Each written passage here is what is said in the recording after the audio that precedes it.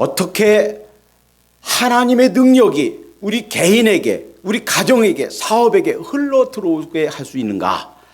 문제는 큰 저수조, 그 물을 정화해서 보관하고 있는 큰 저수조에서 수도관을 다 연결해서 각 가정에, 각 아파트에 다 물을 댑니다. 그렇듯이 우리에게 큰 파이프가 필요해요. 저수조 되시는 하나님의 능력, 하나님으로부터 직접 우리 개인에게까지 전달될 수 있는 파이프, 하나님의 능력이 흘러 들어올 수 있는 파이프가 필요하다 하는 거예요.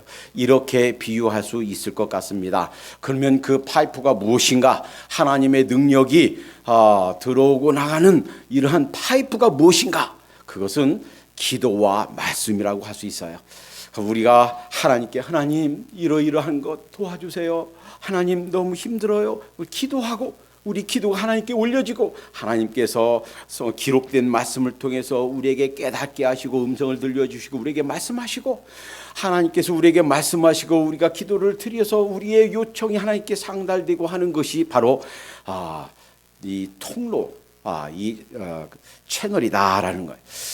만약에 나는 기도도 않는다, 일주일 내내 한 번도 기도도 않고 말씀도 안 보고 묵상하지도 않고 암송하지도 않고 전혀 말씀과 상관없이 지내고 있다라고 한다면 오늘 새롭게 관을 하나 설치하시기 바랍니다.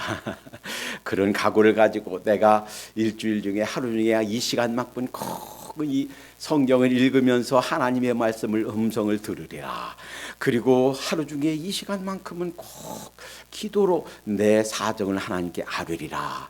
이렇게 해서 어떤 사람은 어떤 관은 조그마한 관일 수가 있어요. 어떤 관은 시간도 많이 내고 또 묵상도 많이 하고 기도도 하고 그래서 관이 굵직한 관일 수가 있어요. 그러면 그 관에 마음껏 그 물이 통하듯이 마음껏 막힘이 없이 흐르듯이 하나님의 능력이 흘러 들어올 수 있다라는 거예요. 그런데 가끔은 그 관이 막히는 수가 있어요.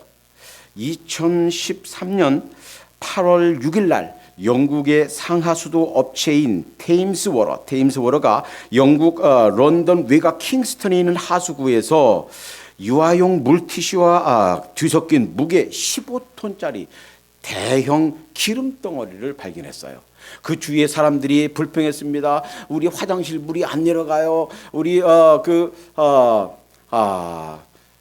그 싱크대 물이 안 내려가요. 그래서 조사하다 보니까 하수도가 식용유를 쓰고서 버린 것들이 처음에는 뜨거우니까 내려가죠. 그러다가 점점 흘러가면서 식으니까 그것이 굳어져서 기름으로 쌓여서 그 기름 덩어리가 15톤짜리다 하는 거예요. 그리고 그 쌓인 기름 덩어리가 70센트. 그래서 그 하수도가 물이 내려가는 그 용량이 전체의 5%밖에 못 내려갔다 하는 거예요. 그리고 그것은 물이 역류하고 그리고 또 비가 조금만 와도 홍수가 지는 원인이 되었다라는 거예요. 그러면 하나님으로부터 오는 그 하나님의 능력이 흘러오는 그 파이프, 수도관이 막히는 것은 무엇인가? 그것에 대해서 말씀해 주시는데 그것은 바로 우리의 태도, 삶의 태도, 하나님을 향한 태도, 우리 삶의 각 현실과 각 문제들과 우리 가족과 우리 당면한 현실에 대한 태도, 이것이 바로 수도관이 막히고 열리는, 그래서 그 기름덩어리 15톤이나 되는 큰 기름덩어리가 막혀서 물이 흘러가지도 못하게 하는 그것과 같다 하는 거예요. 따라서 오늘 말씀 내게 능력 주신 자 안에서 내가 모든 것을 할 수 있느니라 하는 말씀은 오늘 이 말씀을 통해서 하나님과 우리 관계에 있어서 막힘이 없이 뚫리도록 그 통로를, 파이프를 청소하는 시간으로 하나님께 주신 줄로 믿습니다.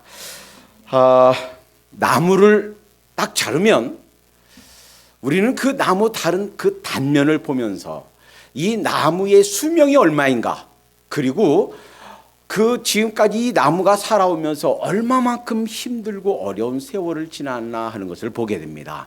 여름에는 물을 많이 빨아들이고 동화 장육을 해서 나무가 많이 자라 있습니다. 그리고 나이테가 넓어요. 그리고 겨울에는 나뭇잎이 지고 겨우 생존을 하기 위해서 겨우 그냥 힘들게 살았기 때문에 그 부분 잘하지 못했어요. 나이테가 만들어져요. 어떤 부분은 거기에 병이 들어서 그 벌레가 들어와서 막 갉아먹어서 속이 텅 비어 있어요. 이런 모든 것이 나무를 딱 자르면 그 나무의 그 모든 수명과 여건과 지내온 모든 것을 한눈으로 볼 수 있듯이 하나님을 향한 삶을 향한 태도, 우리 인간들의 태도가 무엇인가, 태도에는 어떤 것들이 있는가 하는 것을 보는 그 단면은 민수기 13장 14장에 나와 있습니다. 민수기 13장 1절에 보면 하나님께서 지시하셔서 12명의 각 족속에서 뽑은 대표자 한 명씩 여리고성을 정탐하도록 그렇게 말씀하신 것 같은데, 조금 지나서 신명기 1장 22절부터 27절까지 보니까 그게 아니에요. 사실은요, 하나님께서 이렇게 말씀하셨어요. 이스라엘 백성에게 자, 지금 위치가 어디까지 왔냐면 출애굽해서 자 이제 홍해를 건너고 이제 가데스 바니아 광야에까지 왔습니다. 그리고서 말씀하시기를 신명기에 보면 이게 민수기 13장에서는 그게 나타나지 않지만 조금 이 상황을 조금 더 정확히 신명기 1장 22절 이하에서 말씀하시기를 하나님께 명령하세요. 가라, 진격하라. 뭐 가서 정탐하고 이런 게 아니고 가서 정복해라 하는 것이었어요. 제가 그 부분 조금 더 읽어드릴게요. 한번 보세요.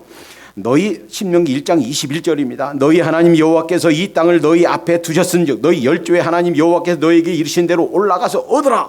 두려워하지 말라, 주저하지 말라 한즉 22절 너희가 다 내 앞으로 나와 말하기를 우리가 사람을 우리 앞에 보내서 우리를 위하여 그 땅을 정탐하고 어느 길로 올라갈 것과 어느 성읍으로 들어가야 할 것을 우리에게 회복해 하자 하기에 내가 그 말을 선히 여겨 너희 중에서 매 지파에서 한 사람씩 12를 택하며 그들이 앞으로 가서 산지에 올라 에스골 골짜기에 이르러 그곳을 정탐하고 그 땅의 과실을 손에 가지고 우리에게로 돌아와서 우리에게 회보하여 이르되 우리의 하나님 여호와께서 우리에게 주신 땅이 좋더라 하였느니라. 그러나 너희가 올라가기를 즐기 아니하고 너희 하나님 여호와의 땅 명을 거역하여.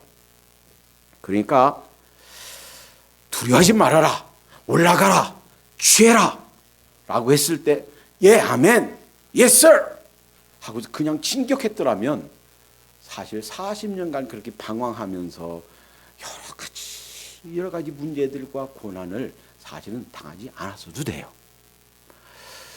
그러니까 백성들이 와서 아니 어떻게 올라갑니까? 여리고 성의 길이 어느 길이 있는지도 모르고 그 성이 어디에 있고 그 다음 성이 어디에 있고 다음 정복할 것이 어디에 있고 전혀 알지 못하는데 우리가 어떻게 진격하란 말입니까?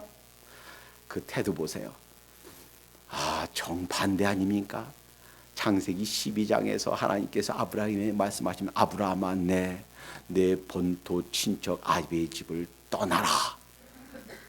어디로 가는지도 모르고 왜 가는지도 모르고 가서 뭐 할지도 모르고 거기서 어떤 비즈니스 하며 살지도 모르고 대책도 없이 아무 계획도 없이 떠나라. 그런데 한마디도 토를 달지 않고 예 하나님 하고 떠난 것을 보게 됩니다.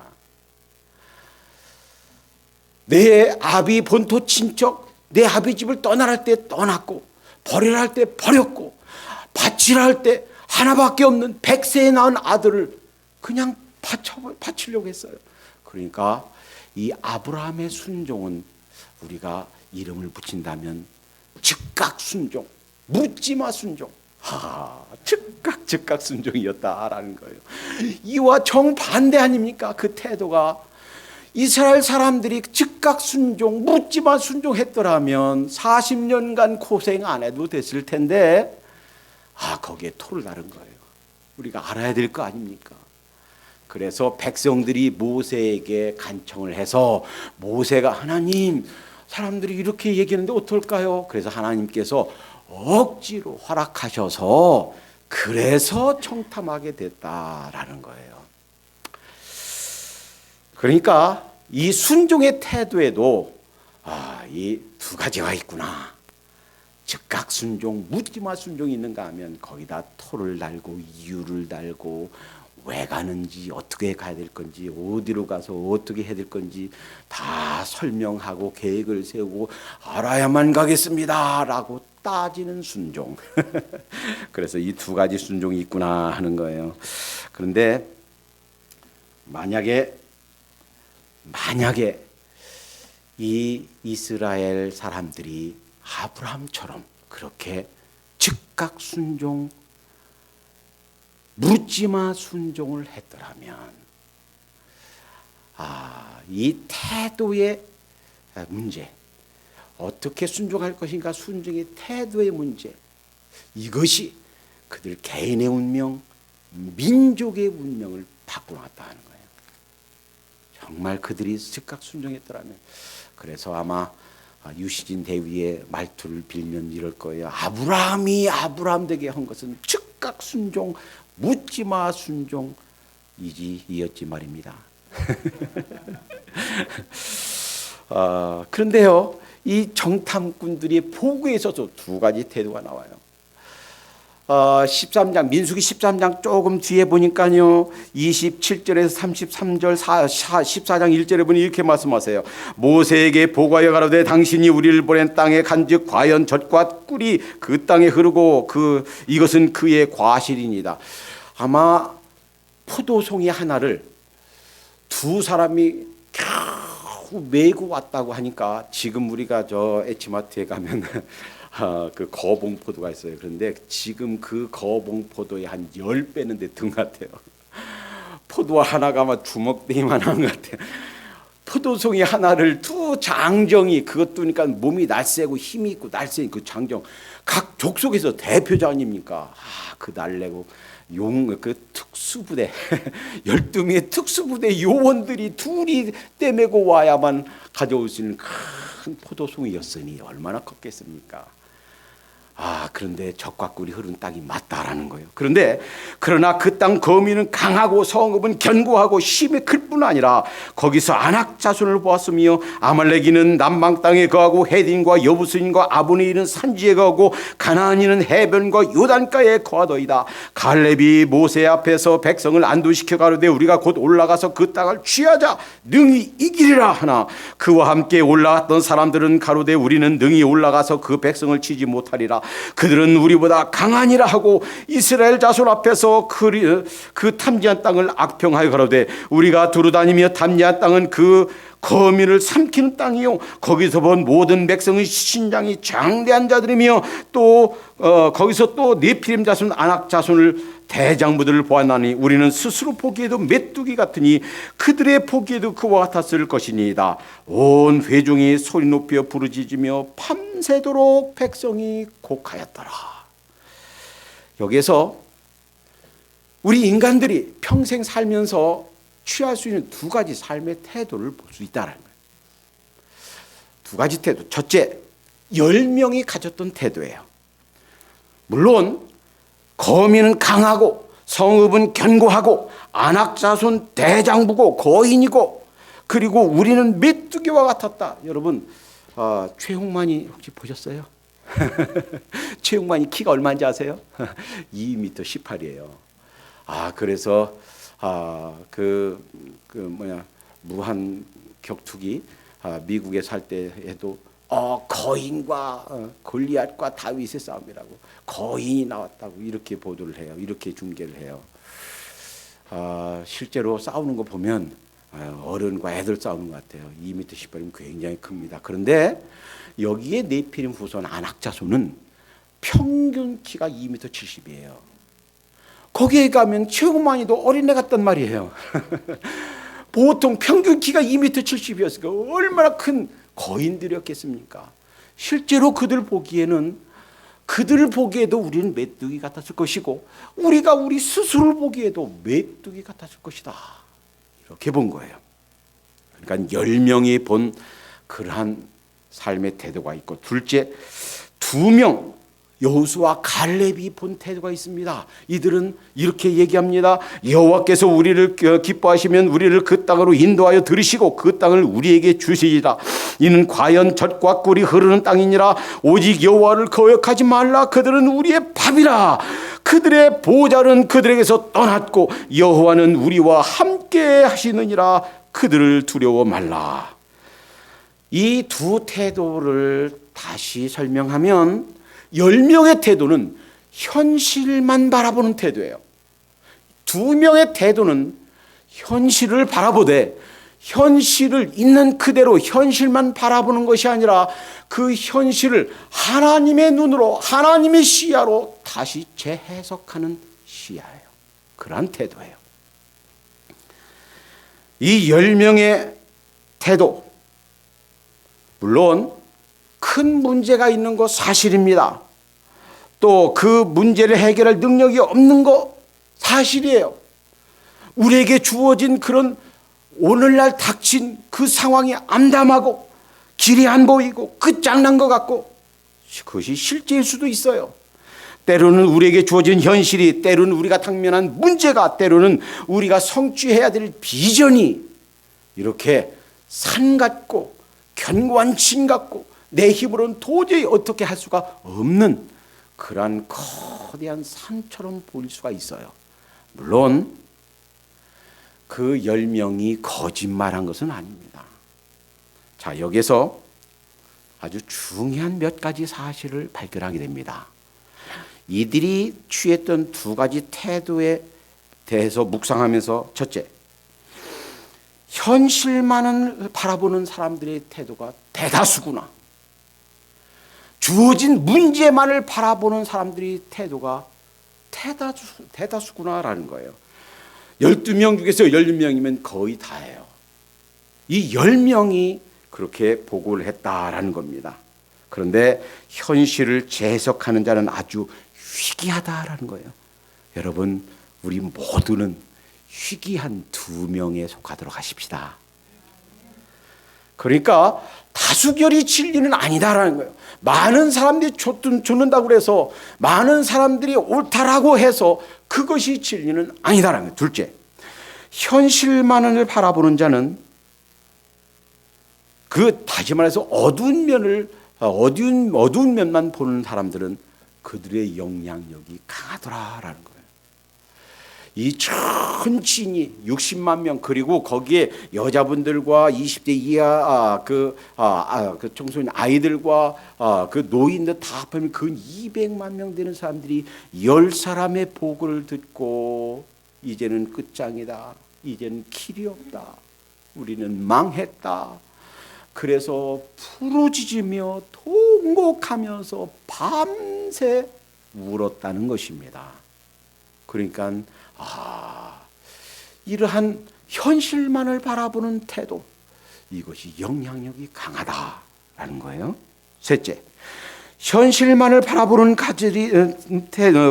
태도를 가진 자들은 결국 역사의 뒤안길로 사라져버리지만, 희귀한 태도, 현실을 하나님의 시각으로 하나님의 눈으로 재해석해서 현실을 바라보는 희귀한 2사람의 태도를 가진 사람들이 역사를 새롭게 써가고 새로운 생명의 역사를 창조해 가더라라는 거예요.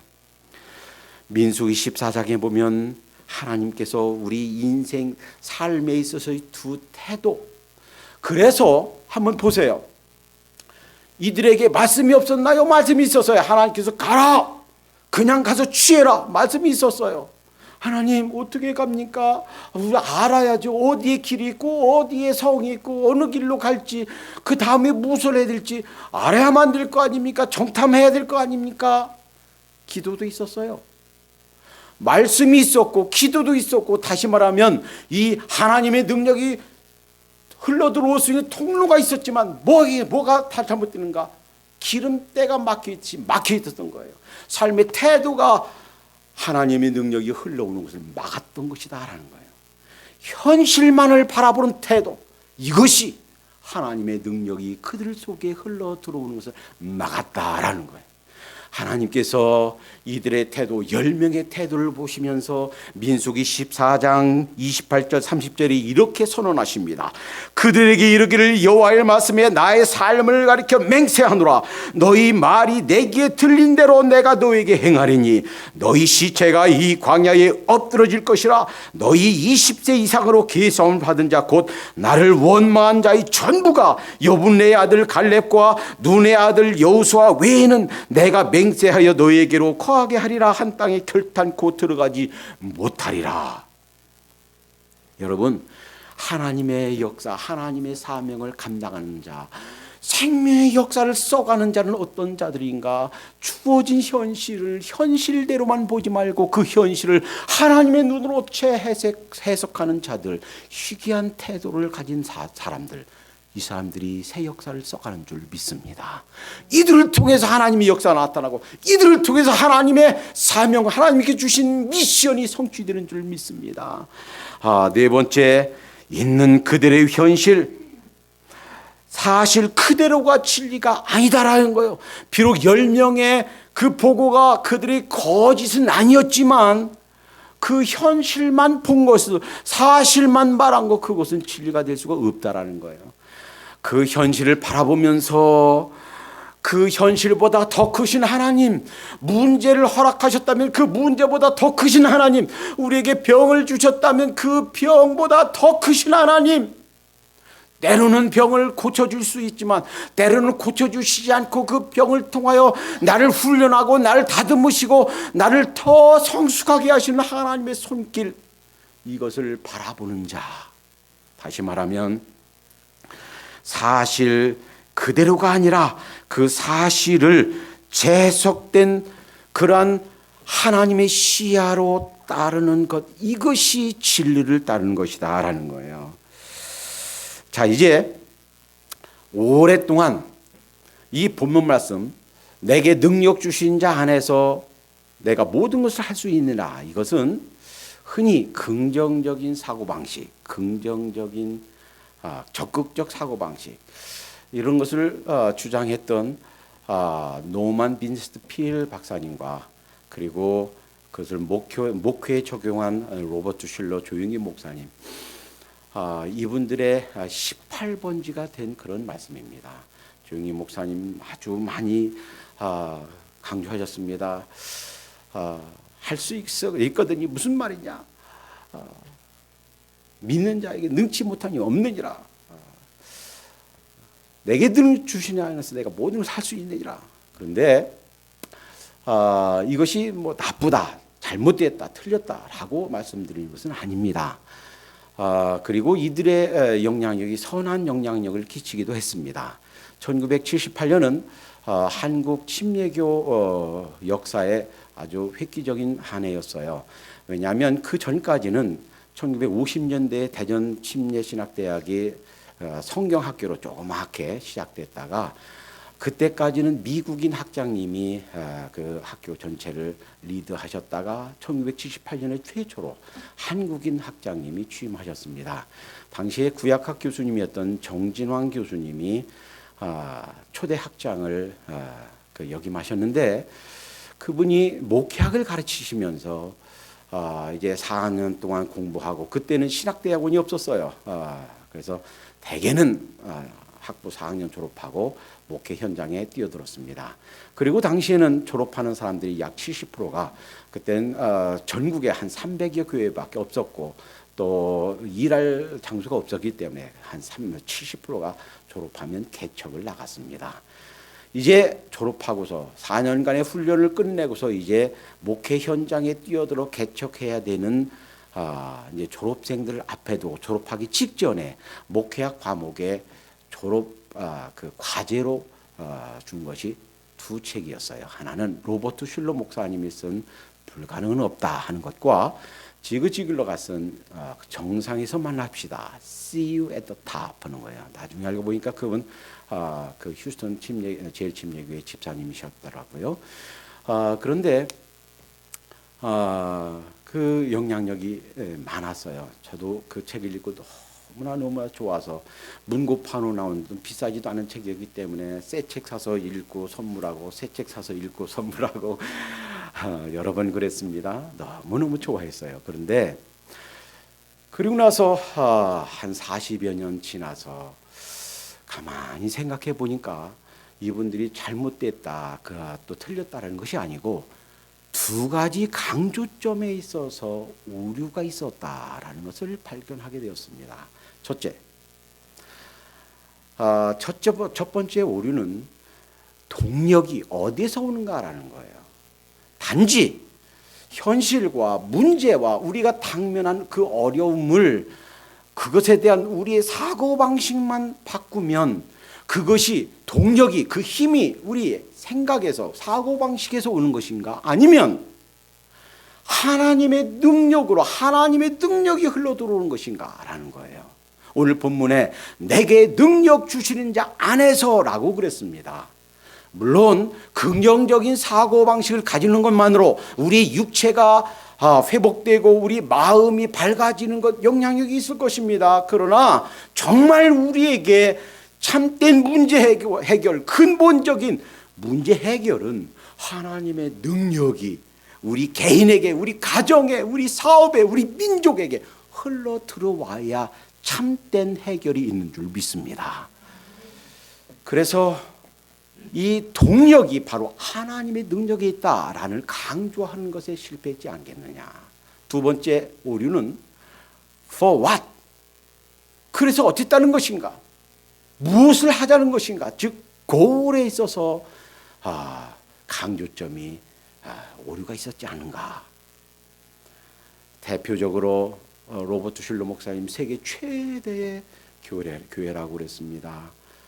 만약에 그것이 단지 어떤 믿음으로 포장한 물질적인 게 아니라 정말 주님께서 우리에게 명령하신 지상 명령을 성취하고 복음을 전파하고 그리고 바르게 이 제자 양육하고 바르게 세계 복음화를 하늘나라 확장을 하는데 강조했더라면 아마 그 수정교회의 결말을 달라지지 않았을까.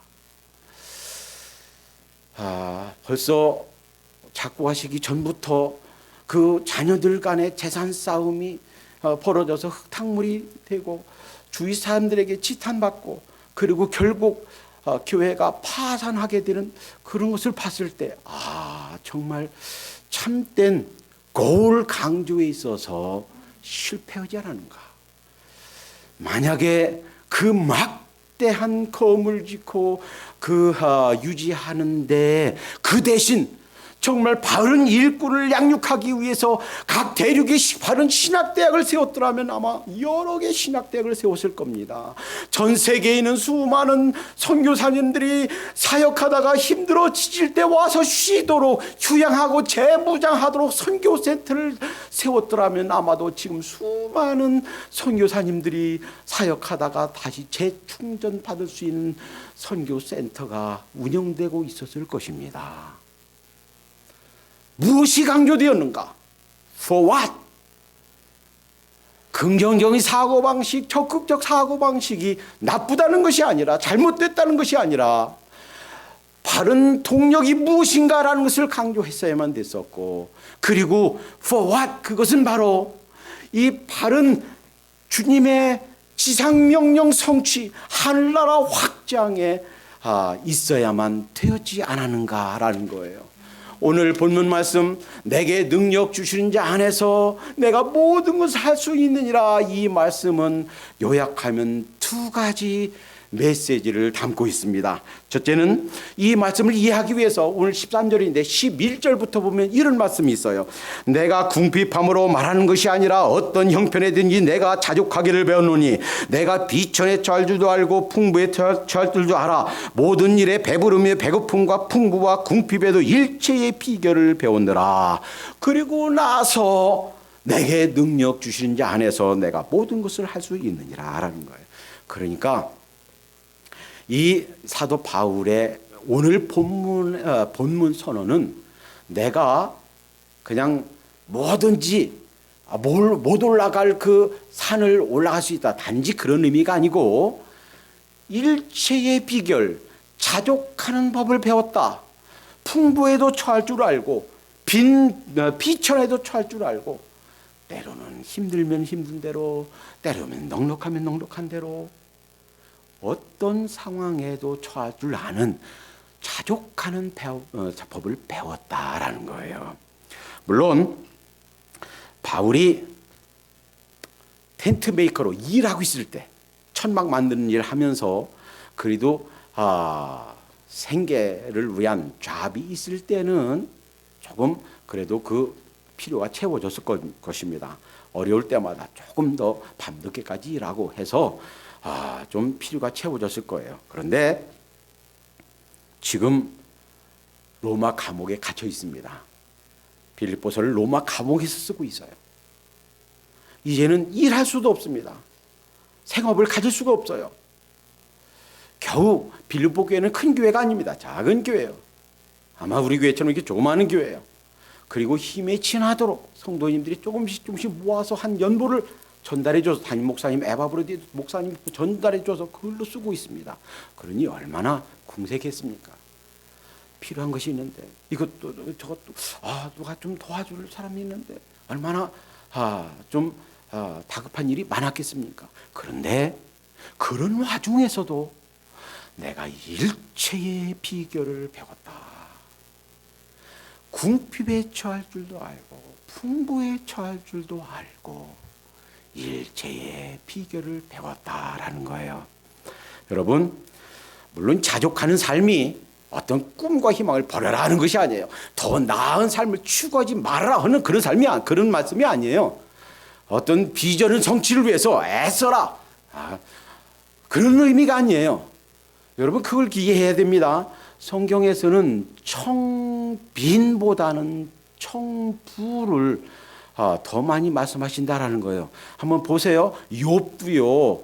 당대로서는 최고의 부자 중에 하나였어요. 그가 가진 재산 보세요. 그가 가진 약대수, 양수 보세요. 당대의 거부였어요. 아브라함은 어떤가요? 당대의 그 거부였습니다. 그가 가진 당대의 군사수, 그가 집에서 거느린 이 사람들이 수를 보면 한 민족, 나라, 당시에 한 민족의 영향력에 해당되는 수였어요.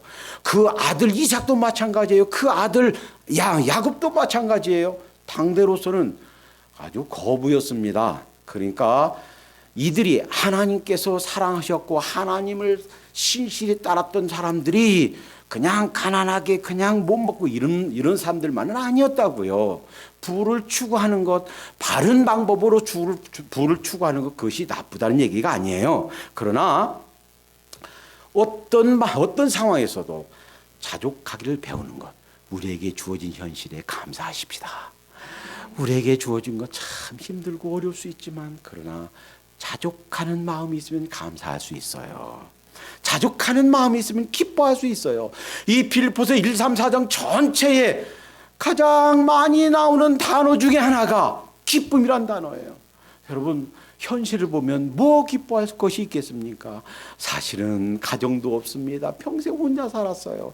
사실은 순교당하기 얼마 전입니다. 지금 감옥에 있습니다. 마음대로 돌아다닐 수도 없습니다. 마음대로 사역할 수도 없습니다. 그러니 세상적인 시야로 보면 찌그러진 인생이에요. 그런데 나의 매임이 복음의 진보가 되었다. 내가 매인 것 이것 때문에 더 많은 사람들에게 그리스도가 전파되게 되었다. 현실을 재해석합니다. 그러니 자족하는 마음이 있어야 이것이 기뻐하는 마음도 생기고 감사하는 마음도 생긴다라는 거예요.